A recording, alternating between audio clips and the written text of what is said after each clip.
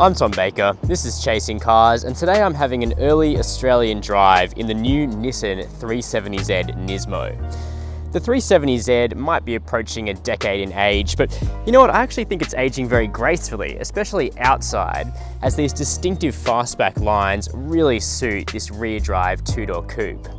And under the bonnet, the 370Z really appeals to purists as it avoids turbocharging in favour of a big, naturally aspirated 3.7 litre V6, which is very old school. And this one's actually the most powerful stock version yet, as Nismo have now worked their magic over the car and extracted more power and torque. Plus, there are a host of other functional and aesthetic Nismo upgrades, which start in the cabin. So let's start by jumping in and checking that out. There are plenty of things to remind you when you jump into this car that you didn't just buy the run-of-the-mill 370Z.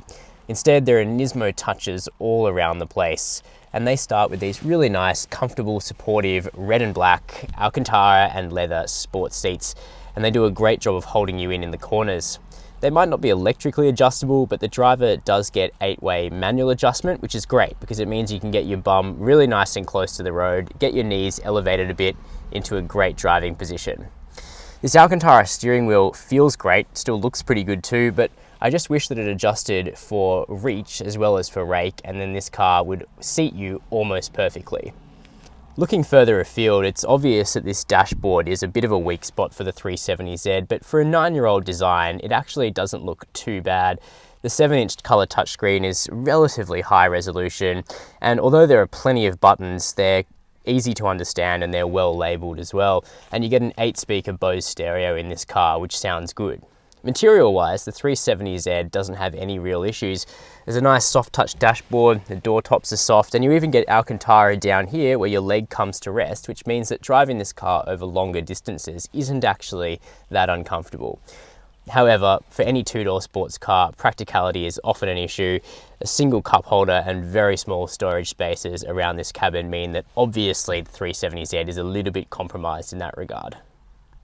But the 370Z is hardly about storage spaces. It's all about what it's like to drive. So let's head out on the back roads northwest of Brisbane to get a feel for it. Although the Nismo edition of the 370Z isn't an out-and-out redevelopment of the powertrain, there have been a few upgrades applied which extracts more power and torque from the 3.7 litre V6. So we're now up to 253 kilowatts of power and 371 newton meters of torque, which is definitely respectable given that this powertrain is getting on in years. And it's also very competitive with the kind of cars that I think the 370Z NISMO philosophically competes against. And they're cars like the Subaru WRX STI, maybe a Toyota 86 GTS, especially with a few modifications. But Nissan also suggests that the buyer profile might even look at things like an Audi TTS, but go for something like this, which is a little bit more exotic, a little bit more exclusive, a bit more JDM, if that's kind of up their alley. And Nismo, even in Australia, has a pretty dedicated following that Nissan believes will be really interested in this car. So, how does it drive? Well, as usual, I'll keep my detailed observations until I can get one back onto my own roads in New South Wales. But here on the launch drive in regional Queensland, it's actually been really impressive.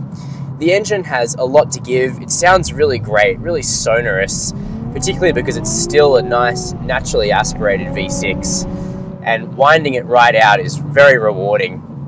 But even close to idle, it has a nice, satisfying burble, gives you plenty of oral feedback. Now you can get this car with a 6-speed manual or with a 7-speed automatic gearbox, but the manual is really the way to go. That's all I've driven today. It's actually not a difficult manual to get the hang of, mostly because it has automatically rev match downshifts, and that feature works pretty well. You can turn it off, and a lot of people will want to turn it off. But for those who are perhaps approaching a manual performance car for the first time, it actually makes the experience nice and easy. Really positive shift, short throw, relatively heavy clutch, but I think it's an enjoyable manual to roll around. Now, we have got really, really quick steering in this car, and the 370Z NISMO is a fun punt up the kind of tight and technical mountain roads that I've been driving it on today. In fact, the steering ratio is so quick that you really need very little input in order to achieve quite a surprisingly tight corner. There's heaps of grip as well. Dunlop SP Sport tyres, and in fact they're surprisingly wide at the rear, 285s at the rear, 245s up the front. and there's just so much grip that it's actually a little bit difficult to induce rear-wheel drive characteristics. But however, of course, if you turn the electronic nannies off, that's not that difficult. But in its sort of standard setup, it's a really grippy, rewarding performance car to punt into corners. The suspension and the damping is quite a bit firmer, increased damping rates, increased spring rate, and harder stabilization in the 370Z NISMO. However, it all works to benefit it, and actually it's not a particularly uncomfortable car to drive. The sort of up and down motion gets a little bit tiring on long straight sections, but this isn't a GT car anyway. This is a corner carver, and in that regard, the firmer suspension actually really works in the 370Z NISMO's favor. Now, there is definitely quite a bit of road noise that enters the cabin. Pleasant engine noise. There is noise cancelling technology to try and reduce the road noise. That hasn't really worked. So as a car for long distance touring, probably not. But as a car to take out on the weekend and really give it a hard go up and down a great mountain pass, I reckon this NISMO could really be an antidote to modern turbocharged sports cars.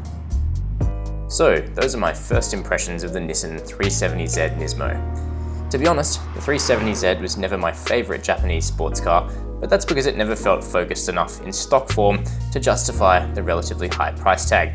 Well, this car fixes those problems entirely. It isn't bad value at just over 60 grand, and finally, the fast and fun V6 is paired to a chassis that feels serious and properly grounded. If you're into NISMO product, or you're just looking for a relative rear-wheel drive bargain that's already prepped for hard driving, you could do much worse than taking this baby out for a test drive.